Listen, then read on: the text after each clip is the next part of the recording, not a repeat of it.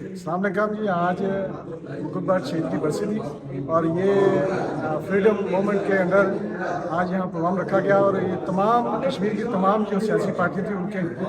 نمائندے یہاں موجود تھے۔ تو یہ پہلی بار ایسا ہوا ہے کہ خالد مقبول صاحب کو ہم خراج تحسین پیش کرتے ہیں کہ انہوں نے سب پارٹیوں کو دعوت دی اور مل کر ہم یہ کہتے ہیں کہ آئندہ سال بھی اسی طرح ہم جو باقی لوگ رہتے ہیں کشمیری ان کو بھی اکٹھا کریں اور ایک پلیٹ فارم پر مل کر کشمیر کے لیے آواز بلند کریں تاکہ ہمارا یہ جو آواز ہے یہ دنیا سنے۔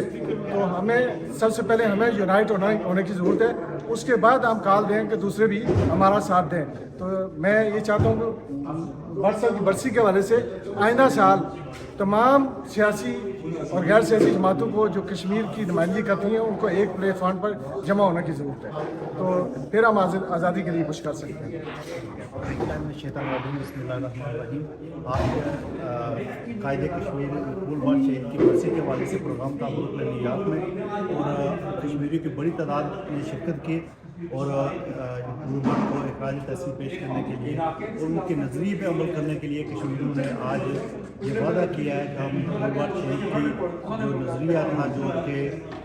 آزادی کا جو نعرہ تھا، اس کو ہمیشہ زندہ رکھیں گے اور زندہ قوموں کی نشانی ہے کہ وہ اپنے ہیروز کو ہمیشہ یاد رکھتے ہیں۔ اور میری تمام کشمیری کمیونٹی سے التماس ہے کہ وہ کشمیر کی آزادی اور خود مختاری کے لیے اپنا اہم کردار ادا کریں۔ والسلام علیکم۔